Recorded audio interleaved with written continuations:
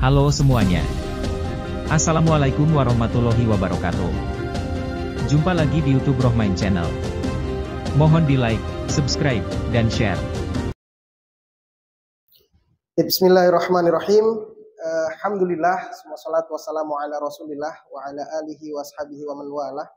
Sama para kiai-kiai semua, namun insya Allah tidak mengurangi sedikit pun takrim dan penghormatan saya kepada para asatidzah semua yang ada di sini.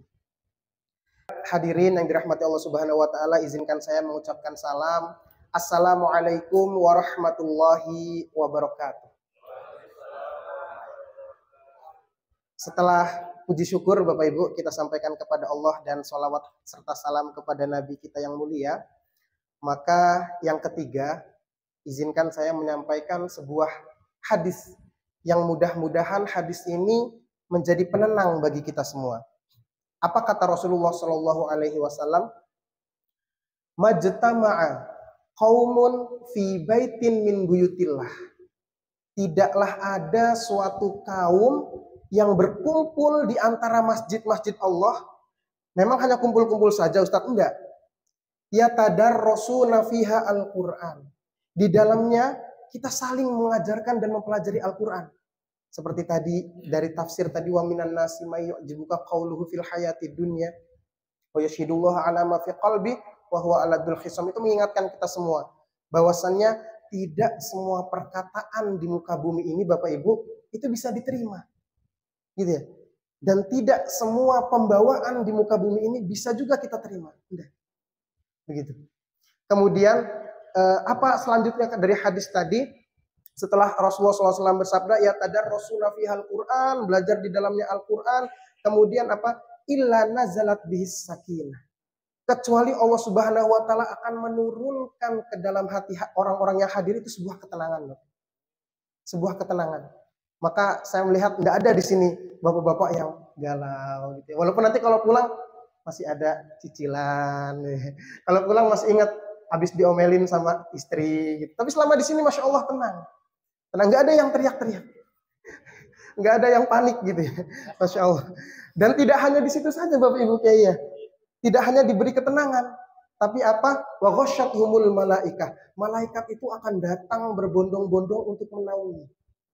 Maka kata para ahli mufassir Bapak Ibu, tidaklah ada seseorang yang dinaungi oleh para malaikat kecuali Allah Subhanahu wa taala akan menjanjikannya tempat yang istimewa di sisinya. Kenapa? Karena malaikat adalah makhluk Allah yang sudah dijamin prestasinya. Itu hadis yang pertama Bapak Ibu. Kemudian yang kedua, tadi kita sholat sudah Masya Allah. Zikir sudah Masya Allah. Kemudian baca Quran sudah, ngaji sudah, umroh yang belum Bapak Ibu. Umroh dan haji kita belum Bapak Ibu. Tapi saya teringat sebuah hadis Nabi juga. Apa kata Rasulullah SAW? Man shola al-ghadah. Barang siapa yang sholat subuh berjamaah Bapak Ibu. Tsumma yadhkurunallah. Kemudian sama-sama berzikir mengingat Allah Subhanahu wa taala, baik zikir melalui lisan subhanallah maupun zikir dengan cara seperti ini, saling mengingatkan. Hatta tatlu'us syams, sampai matahari terbit. Kira-kira kurang lebih waktu syuruk Bapak Ibu. Tsumma sholat rakaatain, kemudian dilanjutkan dengan sholat 2 rakaat. Sholat apa? Ulama khilaf Bapak Ibu. Ada yang mengatakan sholat sunnah duha, ada yang mengatakan sholat syuruk begitu. Ala kulli hal kita sholat Bapak Ibu ya. Yang terpenting kita sholat. Mau yang benar sholat duha atau sholat syuruk, yang penting kita sholat. Apa kata Rasulullah? Falahu ajrun ka ajril umroh wal hajj. Maka baginya pahala seperti orang yang umroh dan pahala orang yang haji. Maka luar biasa Bapak Ibu. Setelah kita tadi sholat sudah, ngaji sudah, umroh pun kita sudah pagi ini Bapak Ibu. Umroh pun sudah. Apa yang belum? Sodakoh. Sodakoh tadi sudah. Tapi ada hadisnya tentang sodakoh juga Bapak Ibu. Saya mau sodakoh kepada Bapak Ibu semua. Tabassumuka fi wajhi akhika, kata Rasulullah, sodakoh. Senyumnya engkau kepada orang lain, saudaramu, itu sedekah Bapak Ibu. Maka mari kita sama-sama tersenyum Bapak Ibu. Ngeliat temannya senyum. Ngelihat kiai kita senyum, ngelihat tetangga kita senyum, ngelihat diri sendiri senyum juga Bapak Ibu. Entah apa yang diketawain. Yang penting jangan senyum-senyum sendiri. Nanti sedekah ke siapa tuh? Ngelihat batu senyum, itu langsung digondol ke RSJ nanti. Gitu ya. Itu yang selanjutnya. Kemudian yang terakhir Bapak Ibu, saya tadi teringat sebuah metode dalam melihat dalil Bapak Ibu. Kita mungkin pernah barangkali ditabrakkan dengan banyak dalil Bapak Ibu. Ditabrakkan dengan banyak hal-hal yang menurut kita itu berseberangan. Contoh ringannya Bapak Ibu.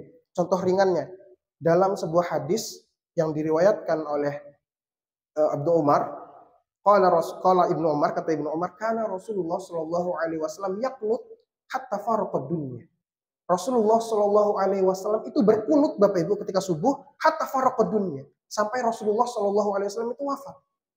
Itu hadis yang Masya Allah sangat mendukung kunut. Di sisi lain kita dibenturkan dengan hadis yang melarang kunut Bapak Ibu. Ada hadisnya Ustaz? Ada. Apa kata hadis?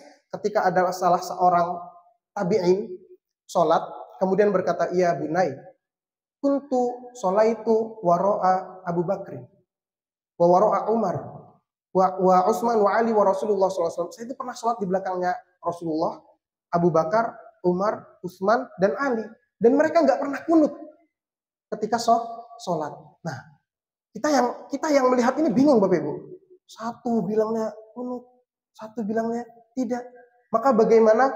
Kata para ulama, ketika melihat hadis yang nampak zohirnya itu bertabrakan Bapak Ibu, maka ada beberapa cara. Yang pertama adalah an-nasakh wal mansukh. Hadis mana yang datang dahulu dihapus dengan hadis yang datang belakangan. Namun ini bukan ranah kita Bapak Ibu. Bukan ranah kita. Ranah siapa? Ranahnya para ulama. Kita tidak bisa ini. Kita tidak tahu kapan hadis ini diriwayatkan, jam berapa. Itu bukan ranah kita. Ranahnya para ulama. Yang kedua apa? Bagaimana ketika kita melihat sebuah dalil yang nampaknya berseberangan, thoriqah atau cara yang kedua adalah tarjih. Melihat dalil mana yang lebih kuat. Ini thoriqah yang kedua. Cara yang kedua, tarjih. Dan ini pun bukan ranah kita Bapak Ibu. Bukan ranah kita tidak bisa. Hadis ini lebih kuat apanya. Hadis ini lebih kuat apanya. Dan dalam tarjih itu ada dua Bapak Ibu. Ada tarjih rawi, ada tarjih rijal. Tarjih rawi itu Bapak Ibu, kalau riwayatnya dikatakan oleh Bukhari Muslim itu nomor 1. Tapi kalau tarjih rijal, dilihat siapa yang bawa. Apakah Abdullah bin Mas'ud atau Ibnu Abbas, itu mereka adalah orang-orang yang membersamai Rasulullah. Meskipun nanti yang meriwayatkan Abu Daud misalnya, itu lebih kuat daripada hadis Bukhari Muslim yang diriwayatkan oleh orang yang tidak pernah bersama Rasulullah, atau bersama Rasulullah paling hanya 1, 2 hari, 3 hari. Dan thoriqah yang ketiga Bapak Ibu, cara yang ketiga yang paling ampuh adalah al-jam'u. Apa itu al-jam'u? Menggabungkan antara keduanya. Makanya dalam mazhab Syafi'i Bapak Ibu, kunut itu bukan suatu kewajiban. Tapi apa? Sunnah apa? Sunnah abad Bapak Ibu. Sunnah abad itu apa? Sunnah yang kalau ditinggalkan karena sengaja tidak apa-apa Bapak Ibu. Tapi kalau kita meninggalkan karena nggak sengaja, fa'alaihi sahwan. Harus sujud sahwi. Kalau kita niat sholat Allahu Akbar mau kunut, kemudian nggak jadi sengaja, ya nggak apa-apa. Tapi kalau nggak sengaja, maka wajib sujud sahwi. Namun ingat Bapak Ibu, ingat perkataan dari Imam Al-Ghazali dalam kitab Ihya Ulumuddin. Apa kata Imam Al-Ghazali? Fasadud dunya bifasadatain. Rusaknya dunia itu karena 2 hal Bapak Ibu. Apa yang pertama? Yang pertama adalah orang yang alim tapi tidak muru'atul ahwal.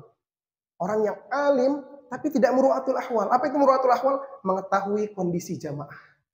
Misal Bapak Ibu ya mohon maaf, dalam mazhabnya Imam Malik ketika takbir Allahu Akbar, itu boleh tangannya ke bawah kita. Tapi kalau dibawa ke sini, boleh enggak?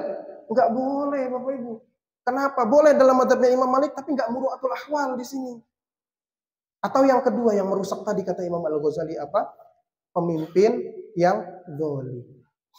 Pemimpin yang zalim. Selain imam atau orang yang alim tapi jahil, pemimpin yang zalim. Maka 2 hal ini harus saling berkaitan. Sebagaimana yang telah dilakukan oleh subuh keliling ini, merangkul pemerintahnya, merangkul Masya Allah jamaahnya, dan mudah-mudahan kita berdoa setulus hati Bapak Ibu, program ini terus berkelanjutan. Saya katakan Bapak Ibu, jika ada satu orang yang tidak suka dengan program ini, bukan programnya yang salah Bapak Ibu. Wallahi bukan programnya yang salah, tapi hati orangnya. Demikian, mudah-mudahan secuil ini bermanfaat. Karena Bapak Ibu, para ulama itu mensifati ilmu dan orang-orang alim itu seperti hujan Bapak Ibu. Kenapa? Menyuburkan tanah yang gersang. Dan tadi sudah hujan, Masya Allah. Kiai Nur Hamim sudah hujan deras. Kalau saya ini hanya pelangi Bapak Ibu, yang timbul setelah hujan. Dan manfaatnya nggak akan pernah mengalahkan hujan itu sendiri. Demikian, jazakumullahu khairan. Mohon maaf jika ada kesalahan. Billahi taufiq wal hidayah. Summa salatu wassalamu ala rasulillah. Wassalamualaikum warahmatullahi wabarakatuh. Mudah-mudahan bisa memberikan informasi yang bermanfaat untuk semuanya. Terima kasih telah menonton video ini sampai selesai. Mohon di like, subscribe, dan share.